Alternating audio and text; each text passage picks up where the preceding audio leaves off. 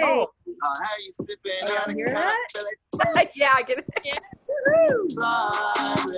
All right. Thank you for tuning in. I'm Mirage, and we are here talking with beautiful ladies about being a woman of color in Hollywood. Our talk today is going to be moderated by the beautiful, wonderful, amazing Serenity Garcia. Oh, I got Chris Serenity, applauding. you want to go ahead and introduce everybody? Oh my gosh, I'm so happy everybody's here. I want to give everybody a chance to like kind of introduce themselves too, because we have wonderful ladies here today with us. We have also all ladies of different backgrounds in the entertainment industry and culturally, which is something that I like to address, and I would like to also let all of the ladies address. So we can start in order. Well, first of all, I'm Serenity Garcia. I'm a comedian, writer, all that jazz, actress. I do all the things in the Hollywood and the comedy and such, and I'm mixed Latina, very proud of being Latina. My Latina background is Mexican, but I adore the fact that Latinx is a mixed identity. Yes. So on my screen first is Marcelina. Hi. Hey. I'm Marcelina. I perform mostly at the PAC when we were allowed to perform. I'm glad we're not performing now. We're all online. That's good. It's a good thing. And yeah, I'm a writer and I'm a performer. Yeah, sweet. We got Xochiti Romero. Hi, I'm Xochiti Romero. I'm an actor and writer, and I am a Mexican American heritage. Yes. Oh, I'm Mexican too. I don't say. All right. Okay, this is my pass. Oh, yeah. you hella Mexican. Yes. Awesome. We got Lorna Silva. Hi, everybody. Can you hear me okay? Hi, I'm Lorna. Well, actor, director, writer, and I think above all, storyteller. I'm actually from Honduras, born and raised, and I came to the US to study, and here I am. I can say I'm still at the point that I can say I spent most of my life in Honduras, but pretty much my adult life is the US. So yeah. We got Dani over here. Hi. Hey. I guess I'll just start off with saying I'm Puerto Rican, which is usually followed up with like, we get it, you're Puerto Rican. I don't know why people really love to say that on the West Coast, just because it's like such like a weird thing. I know I look Lebanese, but I'm actually Afro-Latina and white. And so for those of you who don't know what Afro-Latina means, it's just basically I'm half black, half white, but my black speaks Spanish. I am a comedian. I do stand-up comedy and improv. I trained at the Groundling, so I got a lot of abuse there, so I'm pretty good at what I do now. And all tea, all shade. And I am also a storyteller. I do a lot of like moth stuff with the moth and like personally speaking, and I won a story slam, so it's like definitely like my main claim to fame. I do some web video stuff, and right now I am working on a pilot that I'm really proud of and a short film that I'm really proud of that is supposed to be done by the end of September, which means it'll be done by sometime in November. So that's pretty much it. Yeah. Thank you. We got Jennifer. Hi, I'm Jennifer. I'm a Mexican American. I'm an actress and a writer and a comedian. Do a lot of sketch comedy with my boyfriend, who's also Mexican American. And yeah, we just excited to be here and talk with all ya. Woohoo! Yeah, great. Excellent. All right. Mirage, did you want to take over for any next Next No, actor. I just, you know, I'll pop in with some questions or something. Wow. But I would love for you to take it over. Yeah, sweet. Bye, Ladies. Wonderful. Thank you, Mirage, by the way, for hosting this. It's amazing. Mirage has been doing this for like different groups of people, and it's something that we should be doing, is to discussing our cultures and discussing our differences and our minorities and talking about the things that aren't usually talked about in entertainment. So a thing that I wanted to open up wide open for all of you ladies is, you know, we are encountering different times right now, where the world is shifting. And what are some of the ramifications for the shifts in your personal life? How has this shift been affecting your work, your position in entertainment as a minority female, and what's different about right now?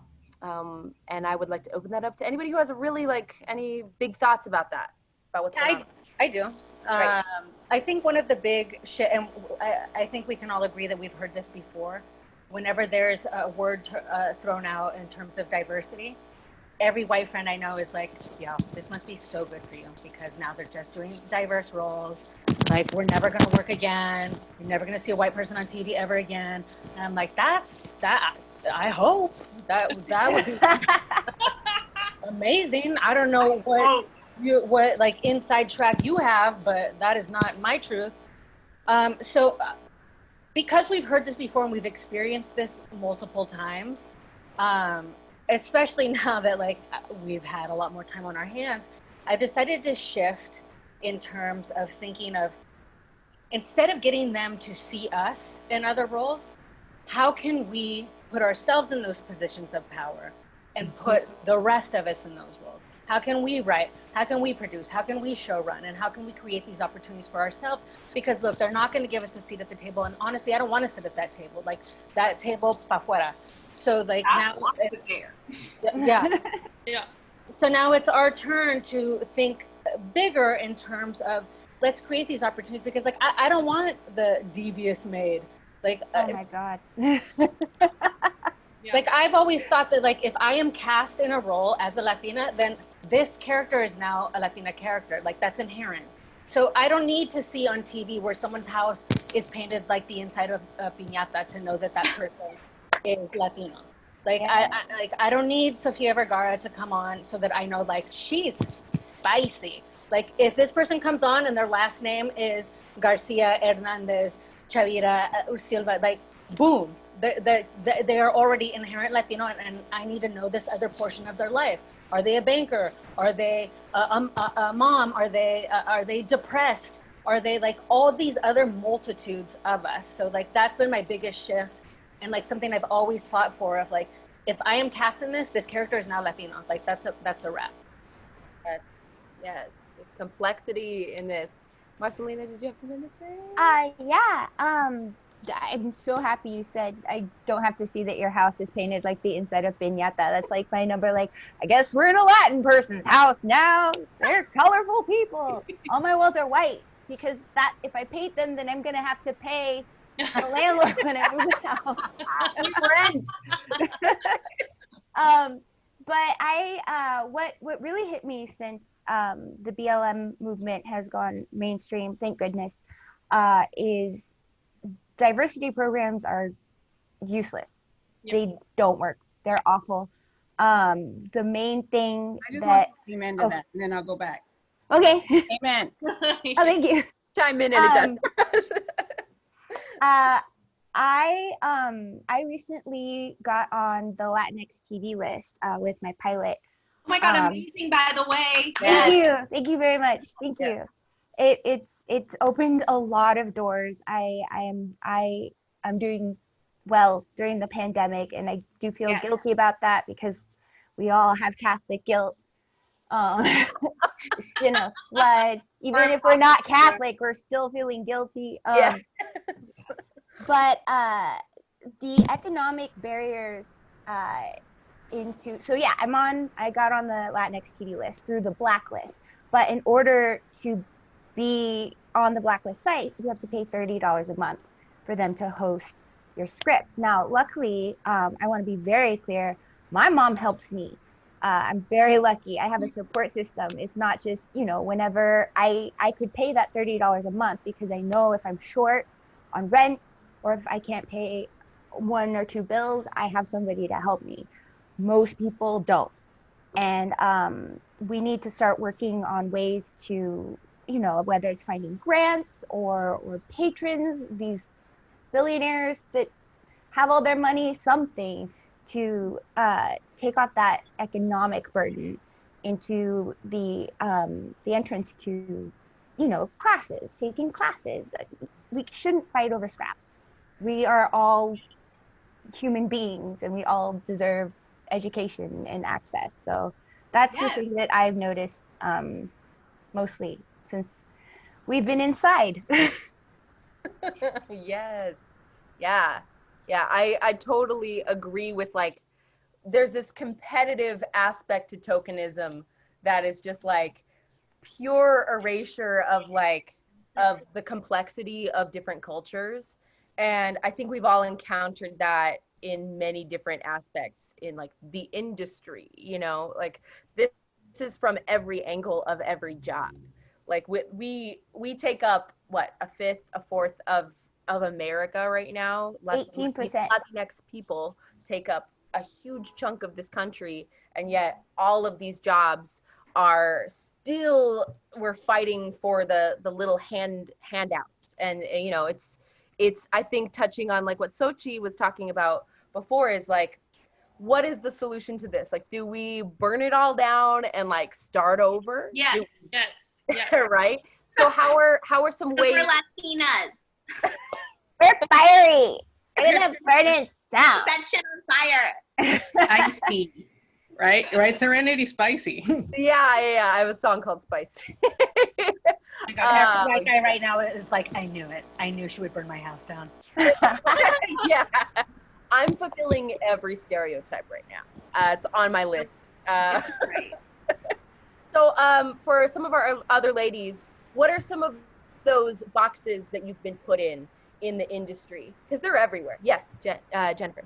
Well, I want to go off of the diversity thing. I think diversity showcases are just garbage for us because we go there wanting to be talented and show them what we have, and they expect us to be like super Latina, or just be like, you're doing a character showcase, they're like, well, what Latin characters do you have? And you're like, well, I have that is me, that is in me, but I'm more than just that. Like I can be talented as a Latina, but I don't have to be like the stereotype Latin character, which I just think every time you go into any kind of like comedy showcase, that's what they want from you. And it's like really, really frustrating. So I think that they just need to tear down all these diversity showcases. And it should just be like, instead of being a diversity showcase, just give us jobs. You know what I'm saying? Like hire us because we deserve to be in the seats, not because once a year you're going to give us a showcase and not even let us show the kind of talent that we have. You're putting us in a box. Hallelujah.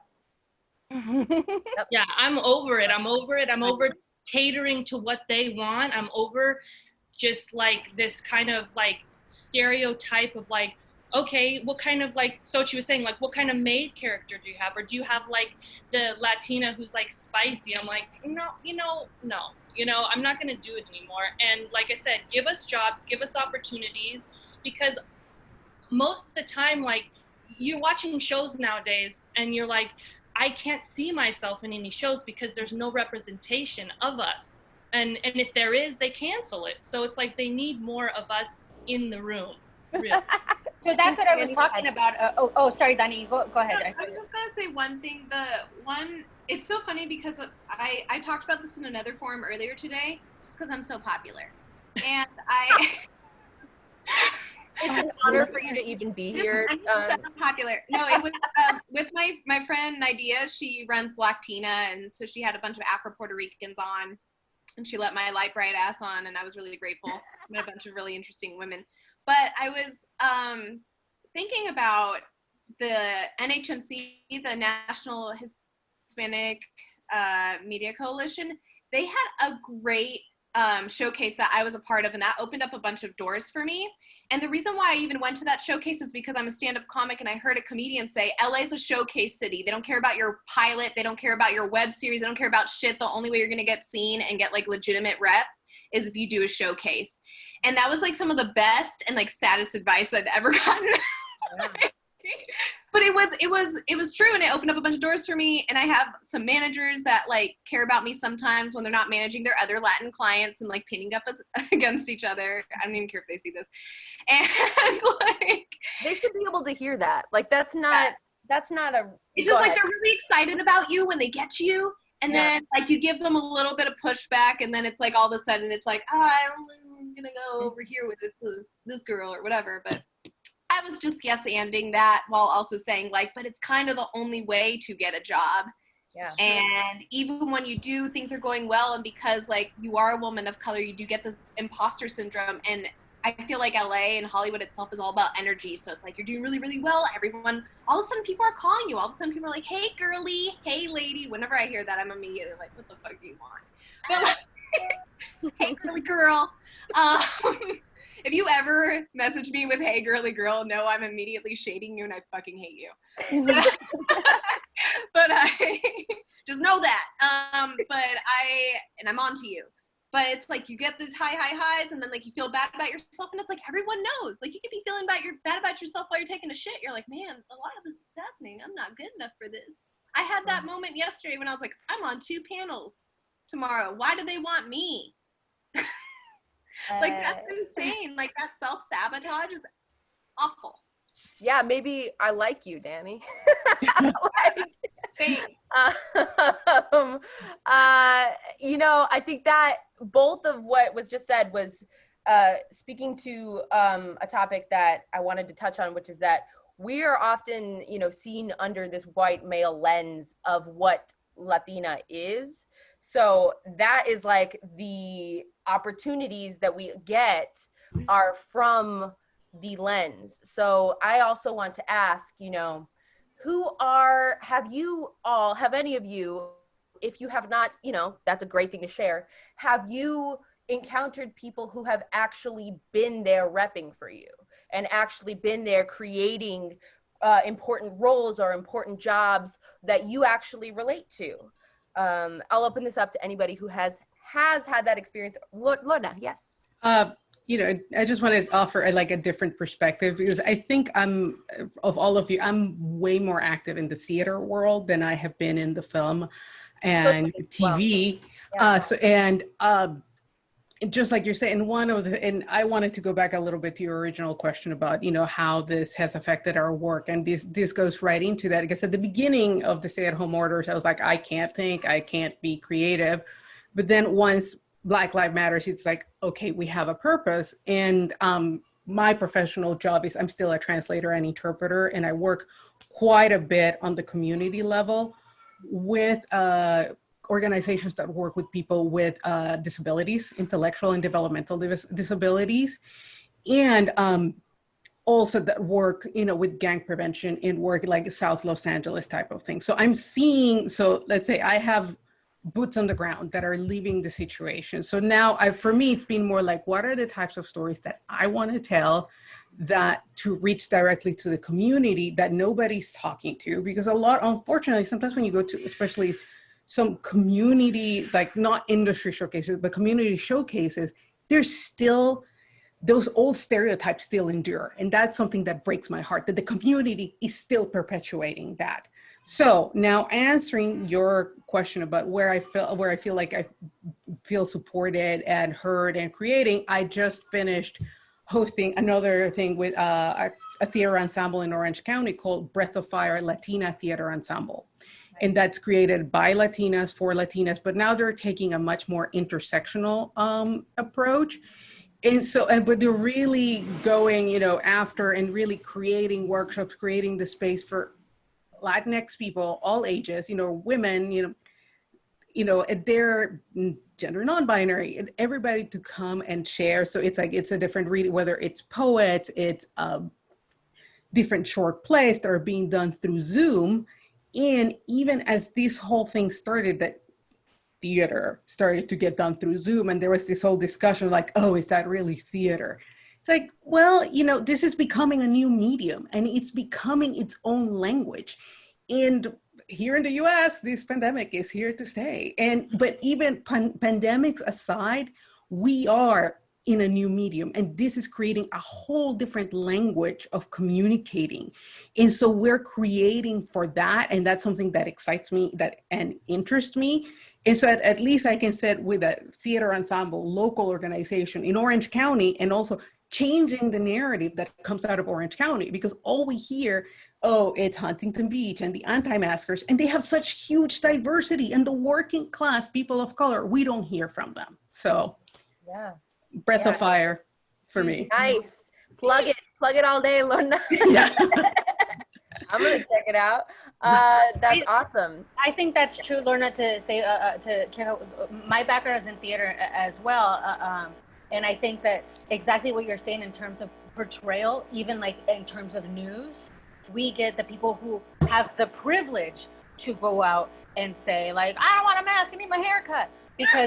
Because everyone else is working. Everyone else is raising these people's babies. Everyone else is working in these restaurants. Everyone else is, you know, so the workforce exists so that these people have the privilege to do that. And I think that's, for me, that's who's the work? We're the workforce. Exactly. I used to work at Starbucks, and on Thanksgiving, we'd be like, why are all these white people here? Because Lupe is making the dinner at home. They're working. And sorry. But yeah, in this pandemic, also another thing is who is dying? Black and brown people, mostly. I'm mad. Because we all are. Right, there is that, not that opportunity. Meeting, fuck it, like, let's go. What's that? Tina Turner for president, let's do it. Yeah. I'm glad we're all on the same page. Xochitl, what were you saying? More to Lorna's point, that's what theater inherently is, and has taken a fucking left. Like theater was, especially here, in California with Teatro Campesino, like that was a theater that started specifically to educate farm workers on their rights. And like theater here has taken such a left, and now it's so that, old rich white people over the age of 1,000 can sit and pay $1 million a ticket to see fucking Jersey Boys for the 14th. Yeah, and you know what? That it was theater organizations of color, like not just Breath of Fire, but it was the organizations of color that are used to having no budget, and they were the first ones up, and all these white uppity theaters been like, oh no, that's so like, pearl clutching moment, but now they all want a piece of the pie. Yeah. Honestly, it's interesting because both of my sisters are PhDs in education, and they're both very into theater. Like I grew up like watching all kinds of theater. I went to a performing arts high school. I did theater. Like the jocks are like the theater kids. It's like, oh my God, you were in Into the Woods? And I was like, yes. What were you? I was an understudy for The Witch. Ah. I forgot to do it because I was in 8th grade. Oh. And it was like that because it's in 8th grade through high school. But I was also going to punchline that joke, but you got to it. No, I'm sorry. No, it was fine. I was just understudying and I was in 8th grade. But my sister, who's actually watching this, she is in theater in Arizona, of all places. And in like a predominantly like white area, it's like Maricopa County, but like the wider parts of Maricopa County. Right.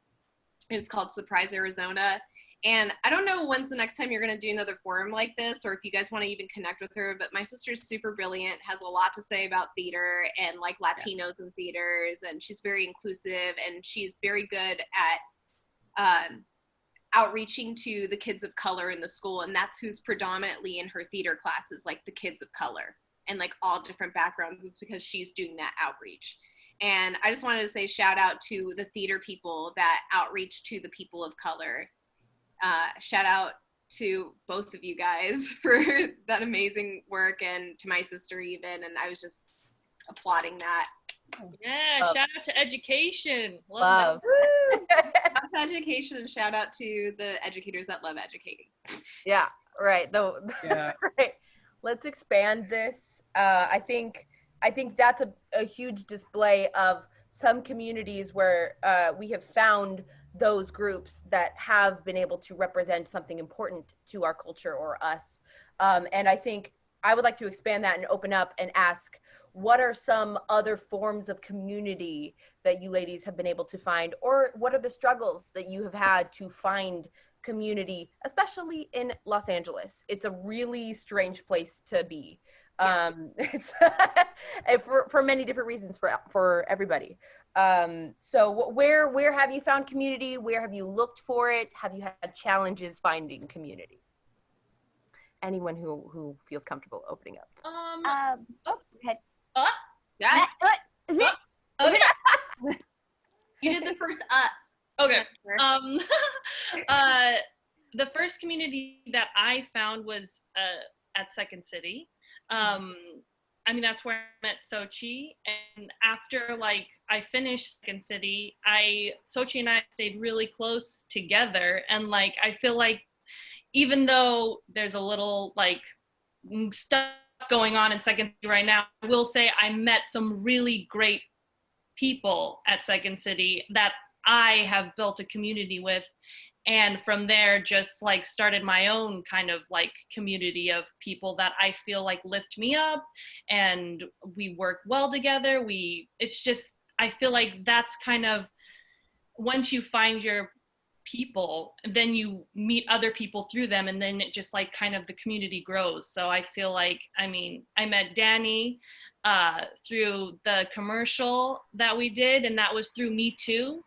Me Too is also a great network where they do a lot of Latinx videos, and I've gone to a couple of mixers from them, and they're really welcoming and wanting a community to grow. And I just feel like there are things out there, but I just feel like not enough, not enough to get to know each other. And I mean, I have people, but I wish I knew more people, because sometimes I feel a little reclused, and I don't feel I feel like I'm in my own little shell sometimes. So I wish I knew more. I could totally echo everything you just said. It's like you have communities, but you're looking for people within the community. So it's like a smaller minority that really isn't represented in the bigger part of it. And that's something that is not, it's not shouldn't go without saying.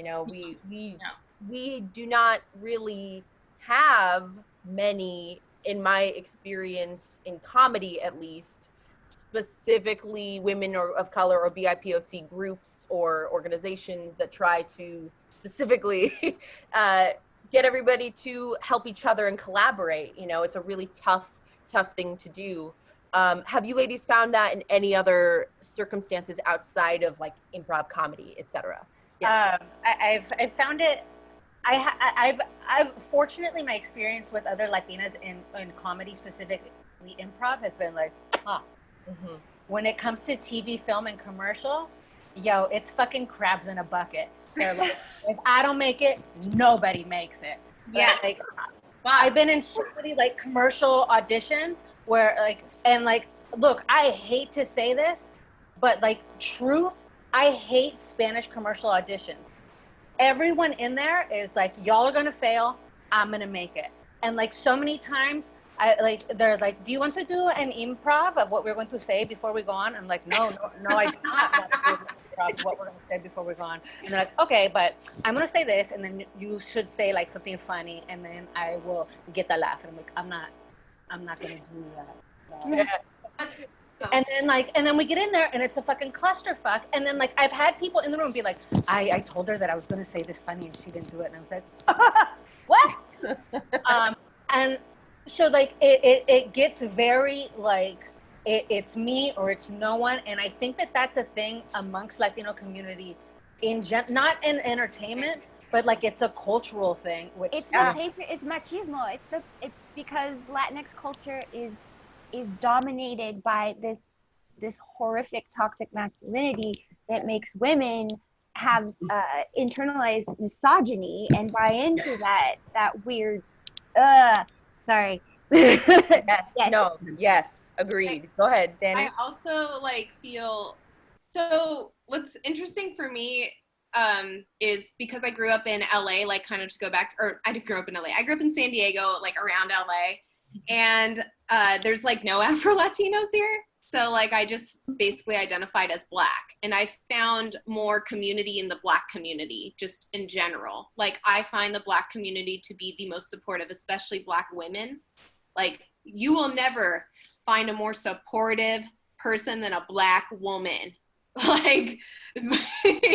like regardless of culture, like they're here for you. You know, even me and my mom have a fucked up relationship, but she's rooting for me. You know what I mean? Like, Yeah. like, I think that speaks to like the, oh, Lorna, I'll get to in just one moment. I think that speaks to the lack of unification because we are a diverse group of people.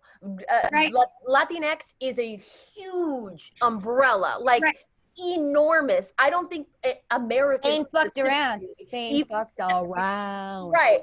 And I don't think Americans specifically understand how many Latinx people there are on Earth. There's a whole continent. There's a lot of different countries out there. There's so many different backgrounds that I think we have the issue that liberal versus conservative do. A lot of liberals have a difficulty uniting because there's so many different types of diversity within liberal ideas. And then conservatives have this like really clear, clean cut idea. So then they end up winning things. And it's like, go ahead. Yes. Yeah. No, I just wanted to finish and piggyback off of it. So that way it's like quick. So that way I'm not like, but I also just like wanted to say too, like for me, like, the community that I found in LA has been like pretty decent, like Latinx wise. And I feel like though, when it comes to like film and television or like, even like when I'm doing something with somebody, it's like, they'll give me access like at an arm's length. And it's like, I'm not somebody that thinks of things in terms of like, oh, they're threatened by me or they're jealous of me or that like, I don't have that in my head, but I'll hear my Latinx friends going, they're just jealous of you. They're threatened by you. They're this or that. And like, I don't live like that. Yeah. What's crazy is I don't think a lot of people do. I think we're trained that is what is going on, if that makes sense. I think somebody saying, and I think it comes from a male gaze, often white male gaze, is that we often have this thing where they're like, oh, well, you're obviously going to catfight, you know? And it's like, if I didn't have that expectation in my mind, would I ever think that? No, ever. Like, without a doubt, the Latinas I've known in my life have been the funniest, most warm people I've met. Lorna, I wanted to open this up to you. One thing that going back to where I found supportive community, I have found several supportive communities. Like I said, I found some of the best people in Second City. Like shit that's going down there aside, I found some of the best people, like instant connection.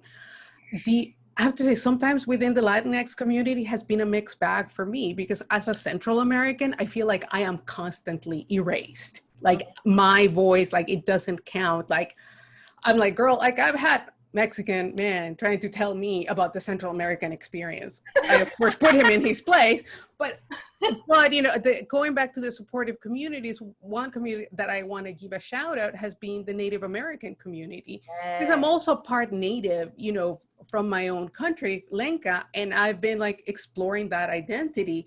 And at first I was a little afraid of stepping in, like I don't want them to think that I'm taking their space, and they couldn't have been more welcoming. They've created, they've given me opportunity. So it's something where, you know, within, and like we're all saying, the Latinx identity is complex. And so even within that, I'm like, oh man, it's like finding the Native American community here was such a great relief. Like, oh my God, I'm home. I can be that part of that I am. And, you know, I would be remiss, and also if I didn't give a shout out, you know, in finding community, you know, the Latinx comedy pachanga, you know, started by Fernando and Richie. Because because it was starting with that, like, okay, we're not getting the space. Okay, we're going to make our own thing. And that community couldn't be more supportive. And it keeps growing. And I hope that it keeps growing. And there are more groups like that popping up, but not like the crabs, you know, pulling each other down, but actually supporting each other. Yes, I love that. Lorna. Yes, all Lorna. about that. Lorna, I love that you found community in the Native American. I grew up in Wyoming and went to school on the reservation, and like I found out like later in life when my dad did like the test or whatever, that I have a lot of Native American blood in me. And when I was growing up, I always just thought Latin. I was like only Latina. And I just think they are always so welcoming. I went to school on the reservation. Most of my friends still back home are Native American, and they are the best, most welcoming community. I just love it. I love that. That's a huge part of our culture that gets erased, is the indigenous part of Latinx people. Yeah. And we're Mexican. Yeah, we're Mexican. We've been here before. You know, I'm from South Texas, northern Mexico. We were here before the white people came too. So we were colonized. Just because we're from the South. I mean, we had the Spanish. We didn't have the English, which is, you know, 6 of one, half a dozen of the other.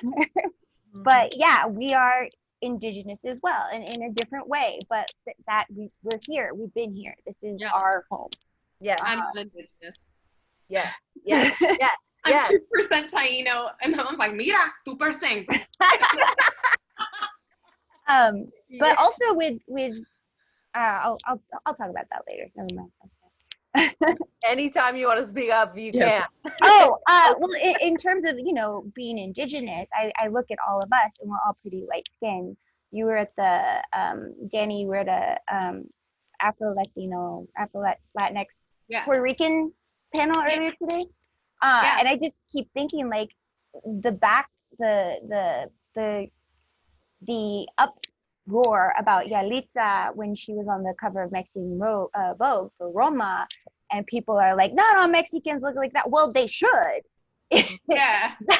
that is what we look like. And a huge part of the industry is that I see faces that look like us on TV. I don't see people that look like my family on TV. I don't see people that look like my tias, like the India, Yalitza, and who was the other model, Marna, who was on Vogue recently? Super freaking gorgeous. Like, gorgeous. We're beautiful people, and I colorism is a huge problem in the Latinx community. Yeah. As seen with like the controversy of no major Emmy category nominations going to any Latinx performers. We had one win last year that apparently the media forgot about because he was Afro-Latino. So yeah, those are other things that we need to. That's also like a complicated touch. Yeah, because we talked about that too.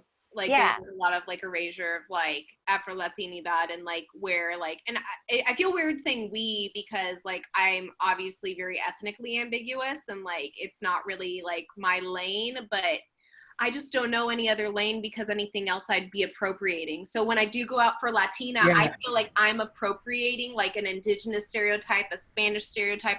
I'm more Black than I am Spanish. I'm more like Nigerian, Igbo, like Cameroonian. Like I'm more that. If anything, I'm more like Southern California douche bro white. I was raised like you hear the way I talk. I talk like a white man. But like, so for me, when I like go out to do these roles, like I feel like I'm appropriating something, and like there's just such a weird thing for me. So that's why I decided I'm gonna write my own shit. Oh, yeah. I told him I'm not offending anyone. My very first voiceover job was for Red Dead Redemption 2. And I was like, sweet. But I had to do a Mexican accent, and I don't speak Spanish. I was doing like, and my dad sounds more like Chichmerin than, you know, the kind of accent they wanted. So I did it, but it was the most racist thing I've ever done. Like I did not feel comfortable. And I don't know if anybody's found me in Red Dead Redemption 2 and just not told me because my performance was so bad. But yeah, I said to myself, ask a question about that. Yeah. Jump in. Like, how do you feel about the connection of having to speak Spanish as in the community, or whether or not you have to or you don't have to, from the external viewpoint, and also like using the accents and things like that. I mean, how far is it before it starts to hurt your insides? That's where it started to hurt my I bet we insides. will all have thoughts about this. Go ahead. Yes. Marcelina, what were you saying? I have a huge chip on my shoulder. My dad didn't speak to any of us in Spanish, for, you know, the various reasons that people don't speak to their children because of accents. He was held back in the second grade for only speaking Spanish. But I couldn't speak to the woman I was named after. I couldn't speak to most of my cousins, and I tried to learn it in school, and I wasn't good at it. I took it like since I could try. I had the Muzzy tapes. I tried. But when I go in, you know, to an agent, they're like, "Well, can you speak Spanish?" I'm like, no. Well, you should learn. Like, bitch, I've tried. I tried really hard. It's a lot more complex than that. Like, yeah. the historically complex Spanish is a colonized language, right? Exactly. First of all, yes, there's a lot of pride in speaking Spanish. Yes, they're equally important, I think. And I think to erase one and to criticize a different type of colonization is kind of like so missing the entire point. And I think that is rampant in like Latinx culture, is like this prioritization of like Spanish European roots as opposed to like British European roots, which is like England, you know? And I think it's like there are indigenous languages, African languages, so many different types of languages that are part of being Latinx that are fully erased, especially in America. And yes, there's pride to speaking Spanish. I understand that there is like new generational history, more modern generational history and pride, but it's also like, yo, you're raised the way you're raised. Yeah, it's always blown my mind that it's more than just pride. Like it's an obligation in a way. Like and this is from someone coming from the outside who's just like, why? You know, there's not an obligation for me to speak any of the background that I have outside of being like here in America. Like there's no other obligation. So I don't know. I'm coming at it from a question perspective. Yes, I'm sure we have tons of thoughts on this. Yes. My thoughts on Spanish was my first language, so that was English was my learning curve. So like when I got to school and they like had to have me explain the letters in my name, I was like, I don't get it either now with y'all's alphabet. But my thing with accents is, I think having an accent is beautiful. Having an accent says to someone like, yo, I know more than one language. Like, what? My beef with having them ask us to put on an accent, like my question is always like, why? Like, is that not this character's first language? If so, where is she from? Because there's a difference between a Mexican accent and a Honduran accent and a Puerto Rican accent. So don't tell me you want a Spanish accent, because there's a lot. So that's my beef, is that it's a general thing, and it's more often than not to categorize someone who is lesser than or someone who is less intelligent. Yes. So if this person has an accent because they're from a foreign country, but they also have a PhD, so they just have an accent, dope. Yes, absolutely. I'd love that this person has an accent, but that's rarely the case. The case is to categorize them as an other. Honestly, like TBH, like if I can out myself for a second, like whenever I hear like a Southern accent or like a Texas accent, like from like a white person, I immediately think they're racist. That's an accent that I can do, and I don't feel bad. This is fuck. And like, it wasn't until my boyfriend started listening to this like super socialist podcast called Trillbilly Podcast or something like that, and it's like a bunch of people from Georgia that are like super dope and like woke and like not like woke in the bad way, but woke in like the actual way, and like, you know. It's fine. But like, to piggyback off the accent thing, my dad my whole life wanted me to make fun of my mom, and that's why I've perfected her accent to a T. Like I could do a like Puerto Rican accent like nothing. like, and my mom still keeps her accent really hard. And it's because she was able to like get things out of it. And she knew that people thought she was stupid. And so she was like, oh, if they think, like literally my mom would be like, mira, pero if they thinking I don't know what it's talking about, pues it's better for me because I can figure it out, Daniela. I'm very smart.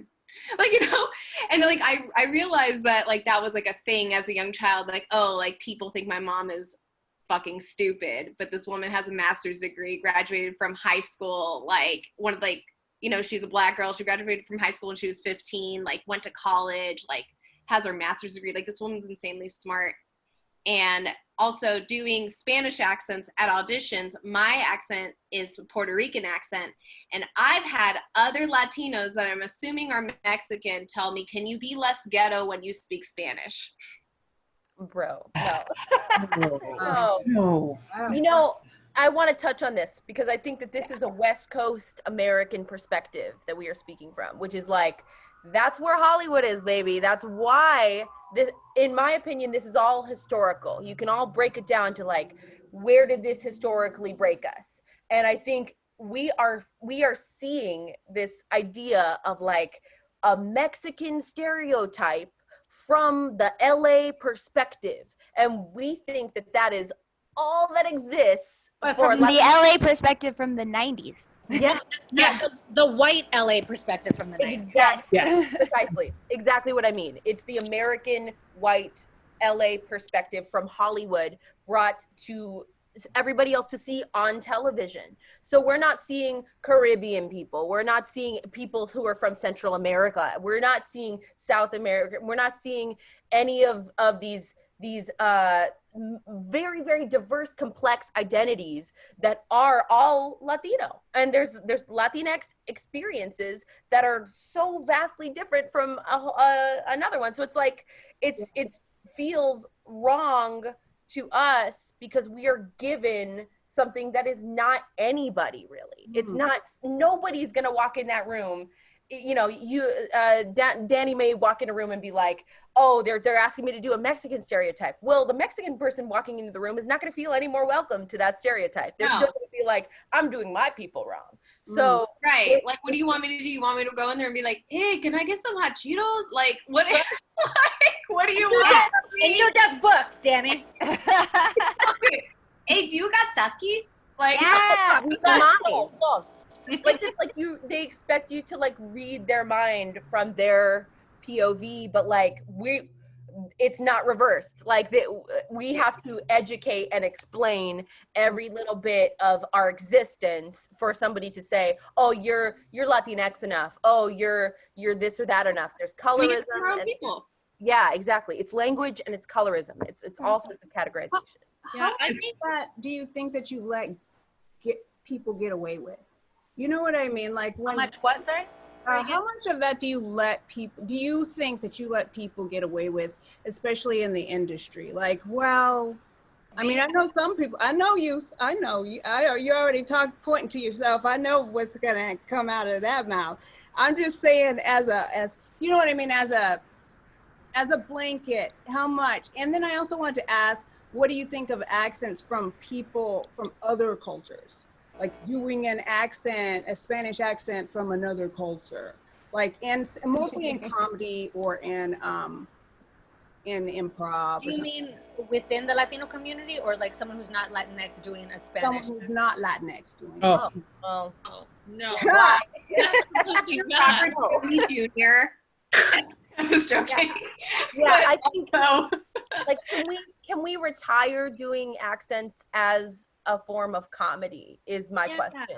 Yeah, but British is still real funny to me though.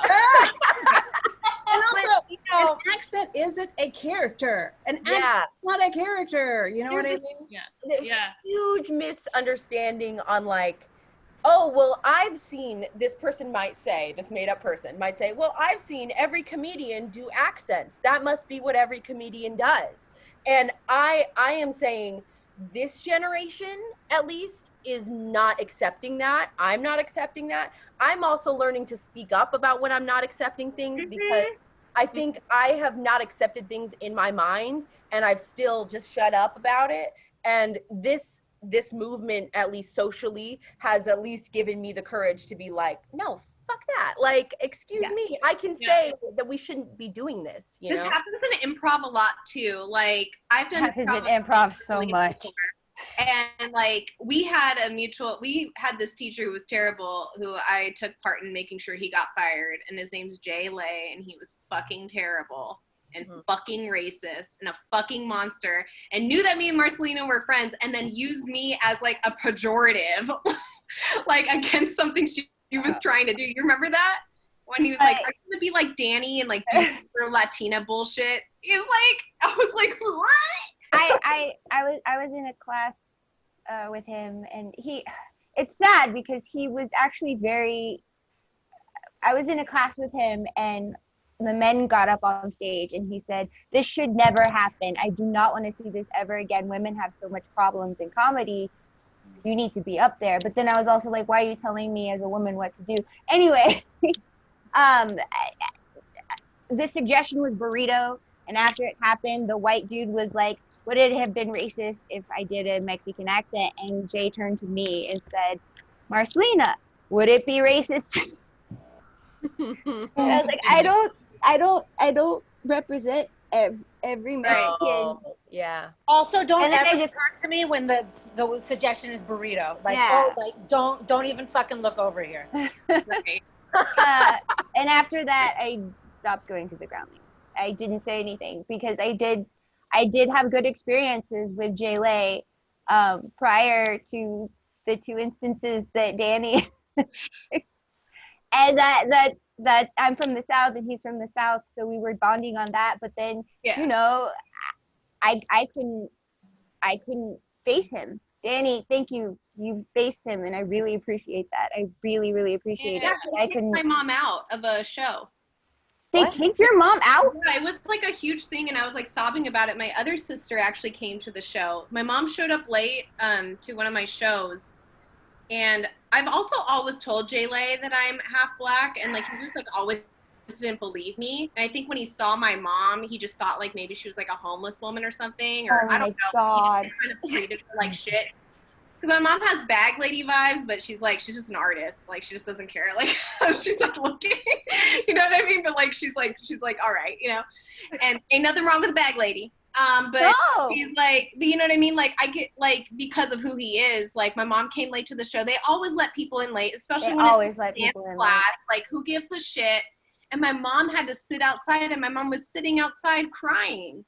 And I come outside and I was like, what's going on? She goes, mira, I driving up from San Diego and this man, he said that I can't come inside because they show and like blah, blah, blah. And she was like sobbing and it was really upsetting for me. And then he walks by me and like puts his hand on my shoulder. He's like, oh, this is actually your mom? You're actually black? And then I was like, what? And in front of my mom and my sister, he's like, I always just think like, oh, you're a normal girl. I would never think you're black. Oh my God. Like, What's not normal? That's awful. And this isn't like the only time that that's happened to me. Like people use this with me a lot, and this has happened in like completely different instances, like where no one like knew each other. Yeah. Danny, I don't you were at the grounding so much longer than I was. Your balls must be made of I don't know what. Platinum. Platinum. Well, that Titanium, platinum alloy. I had 2 instances and I was like, peace. I can't deal with y'all. To speak up. It was actually really nice, and he actually ended up doing that huge letter, that open letter to the groundlings, and like shout out to Nick Bouye. Like he is my comedy partner. He's one of my best friends in LA, and he's literally been consistently about standing up for people and being there for people. And I'm just really appreciative that like my immediate community, which includes Marcelina, you know, and Serenity, because I'm in another group with her, it's been great. Yeah. It really hurts me. I mean, it really does. I mean, like that we feel so bad that we don't continue. You know what I mean? And we all have those stories that we just like, and then I just stopped going because I couldn't take it. And I was gonna, you know, my mental health is more important and all of that. And it just makes me sad that we all have those stories of things that we had to quit or that we didn't continue in because we felt like shit. And we were like, we can't keep doing this. And this is comedy, y'all. We're talking mostly about comedy. I mean, anything else. I mean, also it's a passion, and that we're made to feel that we have to suffer in our passion. Girls, I'm sick of it. I'm so done. Yeah. So He done. also like called me up to tell me, like, because he would call people up to tell them if they passed or failed, and all he did was like, I was at BuzzFeed at the time, like doing, because I freelanced for them, and I was just like in the middle of doing something, and he called me up to like basically verbally abuse me and tell me that I wasn't shit, and that I did like 3 characters ever, and that like I'm a problematic person, and that I keep calling him out for things, and that he's not racist, and like how dare I call him out. And then he talked to me about Martin Luther King, and I was like, bitch, do you like, What a I have a garbage degree in Black person. Studies. Like, are you really doing this to me right now? Garbage, Danny. He's a garbage Trash. person. Throw him in. Yes. Terrible. It was an all-out terrible experience, and now he's gone. And Groundlings was like, hey, like, do you want to take some free classes? And I was like, dope. And then coronavirus happened. Oh, no. Oh, they better follow up. There's some great Yeah. teachers there, though, and there's been some great experiences overall. It's just like the race shit there was not handled well, but it's being handled a lot better. And I'm just like happy. No, I got very good training at Groundlings, and I still admire all of the people. Shout out to Navarez, Roy Jenkins. Shout out to Navarre. Yeah, shout out to Navarez. Like, these are all safe teachers, you know what I mean? Yeah. I'm trying to think of who else I really love, but like my brain just stopped because I remembered how angry I was. So. But then I went to UCB, had problems with that diversity program. I couldn't afford the classes, so I started taking classes at the PAC, and the PAC has been very welcoming and very warm to me. And yeah, the PAC is legit. They're doing well, and we had a really great town hall that Mirage led. That was so comprehensive and beautiful, and like she broke it down and was like, "This is how you fix things. It's very easy." Shout out to Brilliant. Mirage. Shout out to Mirage. Mirage, you're really Doing all this doing emotional labor and like this work. Truly. Yeah. Oh, wow. Thank you all for your voices. Thanks for speaking up. Like, if I'm out here doing it by myself, I'm just this Black chick who's 5 foot, hey, and I've been doing that for years. Yeah. So everyone speaking up, I love the empowerment that's happening. I love that people are coming up, and I love that people don't give a fuck anymore. You don't have to have breast cancer to not give a fuck, right? So thank you. I'm an Aquarius. I live for this shit. Yeah. Yeah, I'm like, I don't think anybody in this chat, like, people are like, are asking to speak more. Like, we all have opinions and are willing to say them, which is beautiful. I'm not loud because I'm Mexican. I'm not loud because I'm weird. Right. It's who we are. I love that. Oh my gosh. Yes. We have do we have a question, Mirage? Is that a question? Yes, we have a question. Frankie Griffin asks, Hey, Frankie. what is the ask? If you could rebuild Hollywood, like reform it as a god? Oh, like reform it as a god. Okay, so like we get to completely reform Hollywood from the ground up. I guess what would it look like? What would that look like for all of us? Wow.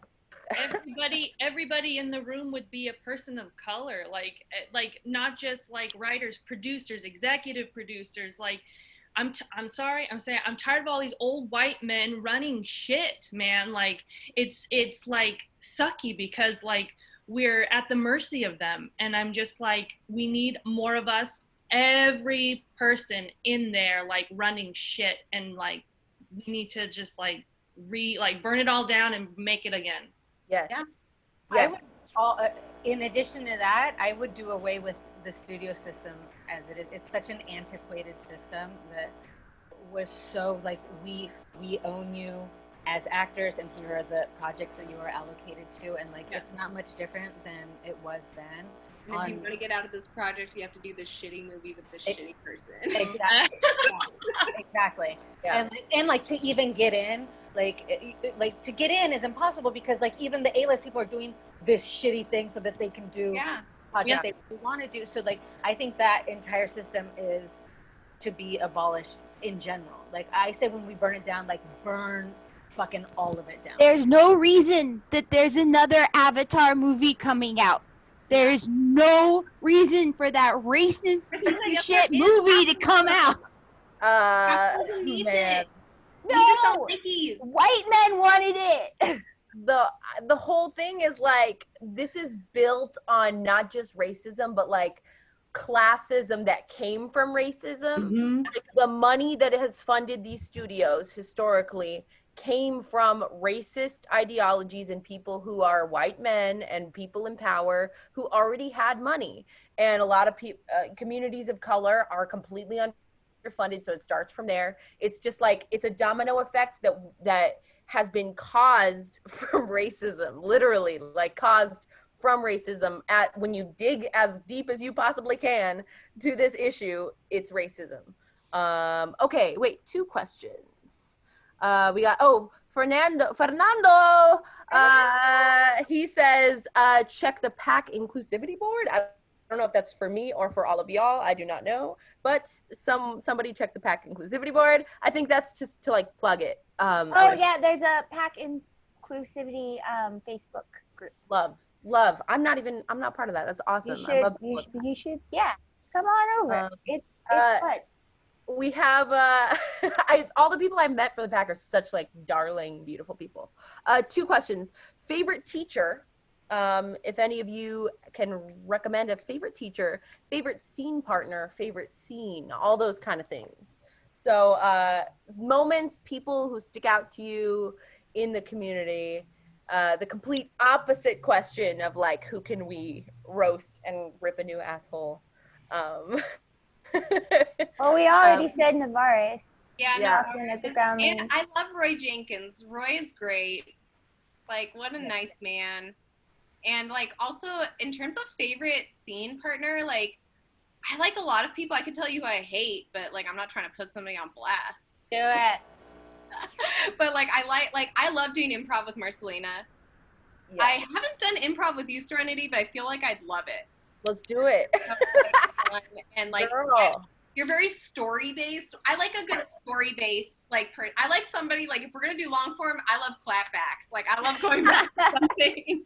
Oh no, we have to do the clapping. I love the clapping. Let's go. But yeah. Oh no. Yeah, I feel like I have a lot of favorites. My computer was dying. Oh my god. Yes. At the PAC, I can recommend, I've only taken sketch at the PAC, but the sketch program is really great. Eric Moneypenny is fantastic. We have, I forgot who else is teaching sketch 1, but sketch 2, we just got Keisha from Astronomy Club to teach sketch I haven't taken with her, but I'm just bragging because that's cool. But Eric Moneypenny is a really good ally, and a lot of sketch classes you take, and when people don't get culturally specific jokes, the room gets weird, but the room is just weird in general. Sketch 1 at the PAC. You said Astronomy Club. I just remembered I actually do have a favorite person I improvise with. It's Gerard Milligan. That motherfucker was in my short film. He showed up, he worked for free, and he steals the whole show, and he's in it for 3 minutes. And all he did was improvise and just like show up. And I love that guy. What a supportive guy. But the best people to improvise with are supportive people that are just gonna be like, yeah, let's go. Yeah. Fernando Funes is a great scene partner. Oh, yes, Fernando. Oh my God, he's so good. Everybody from Pachanga is like beautiful. I want to Pachanga. Come to Pachanga. You can come. You're welcome to come. Everybody's welcome. Oh yeah, and of course, favorite teachers, Dwayne Colbert. Like, he's the real deal. Oh, he's great. Yeah. Okay, we have more questions. If you have other thoughts, feel free to just blurt them out. But Okay. what will all of you ladies be doing next to try to change the scene? And I worded it as try to change because you know, money is involved, and it's really like a weird angle to hit this. But what are we all going to be doing to do our best to change the scene? Oh, girl. You two are connected. You go. I'm beginning to research grants for the PAC to see if we can get money from other areas in order to make classes more accessible. Yes. I just started. We just started like now. Make improv affordable again. Yeah. Yes. Again. We're gonna try Throw to in again. But yeah, there's I have way too much education. I'm way overeducated. So grant writing is a skill that I have, unfortunately. But that's the thing that people can do to get money to help things change. Yes. Other thoughts, other ideas that pop out, or we can continue on with questions as well. I mean, yeah. I'm loving creating community. I think that is part of like this new chapter for me. That's like my mantra. That's what I'm trying to do. Opening up to like. You're so good at it. Create communities. I love that. Well, but that feels to me like the next blossoming moment for me is like I need to. I've always wanted to do that, and now I'm figuring out more practical ways to do so, and people that I trust and love and are so funny and clever and smart, and it's just a matter of time, babies. We're all trying our best. And we all working off. Everyone's what was that? Look at all these famous hoes on this fucking thing. I want to watch some of these famous hoes. Yes. Finally, okay. Let's see. What advice do you have for other new or struggling Latinx ladies coming into the scene? Join a showcase. Oh, yikes. Make some noise, man. Make some noise. Don't be quiet. Speak your mind. Don't be silent anymore. Like really push forward in what you want and don't back down. I think don't back down. Yes. Go for it. To add to that, I feel like I've done enough mushrooms to know that like all just like poop tubes. Nothing really matters. Maybe there's not a God, but that's your business because whatever helps you cope. And just like if art's important to you, make it about your art. And not everyone has to fucking get it. Be a fucking weirdo. Have fun. Live your life. I want to hear from everybody for this question. Yes. I'd say know your value. Yeah, 100%. Do not walk into a room and think that what you have to say is any less valuable. If you don't know something, be like, that's interesting. I actually don't know that. Don't be scared. Don't be ashamed. Don't let anyone make you feel that way. I think the biggest thing is to know your fucking value. And whoever you are and whatever that is in the room is valuable. And if they don't get it, that's not the room for you. Yes. Thank you. Jen really needed to hear that. Yeah, I did. Lorna, do you have a little bits of advice as well? You know what I wanted to say is take up space. Take up space. Like you're a white guy that graduated, at 20, by, paid university by his daddy, and they walk like they own the room, and we have way more education than them. So it's like walk with that confidence. Even it will come, and and that whole thing is like.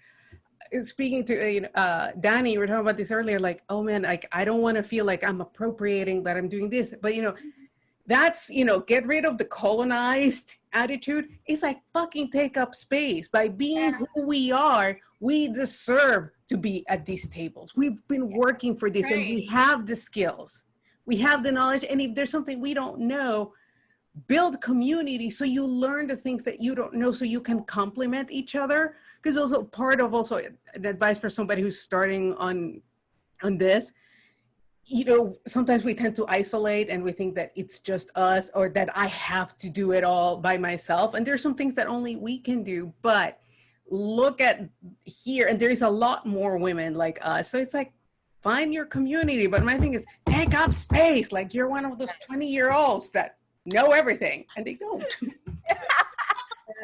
Yes, piggybacking off of that, I think the most helpful thing for me has been to double down on the things that I know for sure. So I know the people that I love and want to work with. Double down on that.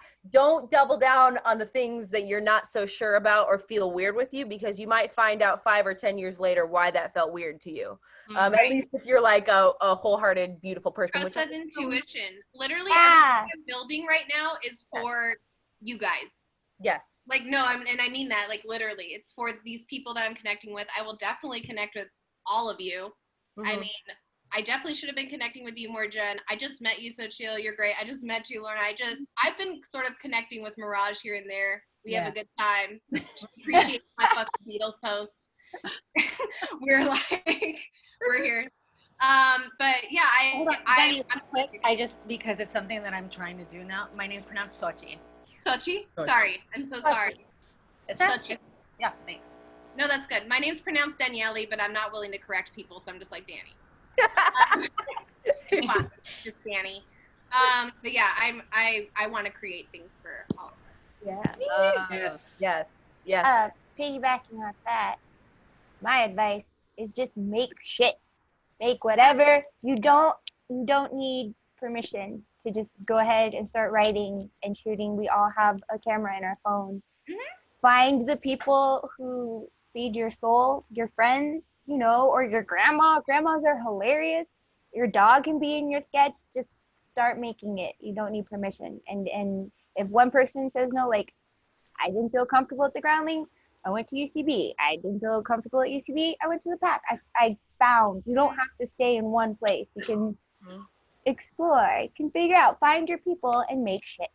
Yes. You know, and I wanted to add a little something. And a good friend of mine, Diana Burbano, she's a playwright, and that woman submits. And now she's to the point that she's assessing different play festivals. And she's like, we women, you know, we usually don't submit until we feel like it's ready, it's perfect. And she says, and I'm getting all these scripts and all these stuff. And she's, especially from men, that it's like, oh, it's the greatest thing. And it's like, it's half as good as many of the things that I've seen from many of my playwright women friends. And they're like, oh no, it's not ready. It's not good enough yet. So we got to get over that. And just like you said, like going to what Marcelina was saying, let's create shit, submit, and we're learning along the way. Yeah, let's be okay with failing, like fail. Because sometimes that's, how does SpongeBob SquarePants come about? I'm just trying to say. That couldn't have been somebody's just first idea. Maybe not. But You seen Alf? Alf was on TV. Right. It was a popular show. Or the have dinosaurs. Huh? The dinosaurs. The dinosaurs? yes. The Come dinosaurs on. are great. I loved the dinosaurs. I'm sure you guys have all seen this, and like it's been reiterated in many different places, in many different ways, of like the affirmation to live your life with the confidence of an average white man. Yes. Mhm. Yeah. Lord grant me That the shit is confidence of a mediocre white man. Lord, We have another Avatar coming. You know how much money they spent on that piece of shit film? Oh my god. They're not just one more coming. They're like 5 million more. They're in the. I want to see it. Nobody wants to see it. Oh my gosh, you beautiful ladies. So we are at time right now, and I wanted to see if Serenity, you had any other questions or anything like that. And we hit on so many wonderful topics. I just That's want to keep great. collaborating with you ladies too, because we're all strong women that I really know work your asses off. And that was really like the two things that I was looking for. I was like, who works their asses off and who's strong and has opinions? Because there's plenty of beautiful, powerful Latinas out there. So I just want to say thank you to all of you for being willing to like be so vulnerable and say what you mean all the time.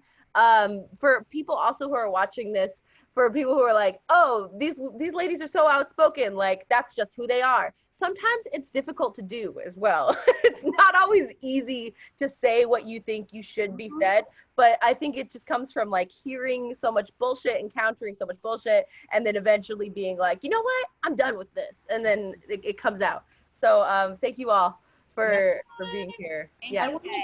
I wanted to ask everybody just really quickly, just like quick, like rapid fire, just to end the sentence, I am. So I am blank, and that's it. Then we'll go ahead and wrap it up. Let me see, Marcelina. I am pretty cool. Xochitl. I am proud. Nice. Serenity. I am a creator. Lorna. I am powerful. Danny. I'm Oh, Jenny or Danny? Danny. Sorry. Sorry, Danny. I cannot talk. Go ahead. Sorry. I am a poop tube. Danny. Matters. I am fierce, baby. Yes. Yes. And I'm so glad y'all all came on and did this. It's been so much fun, and I just love to be like the fly on the wall and like listen to all of this wonderfulness. So let's do this again, right? Yes. Yes. Mirage, thank you. Oh, Thank yeah. you. Thank Couldn't you. have happened without Mirage, so thank you, Yes. Mirage. Thank you, Mirage. Yeah. Thanks, Rob. Laying us out. It's not gonna work. See, every single time. I do this. All right. There we go. I was like, I'm trying to dance. Nice. All right, guys. Bye. Bye. Bye. Bye.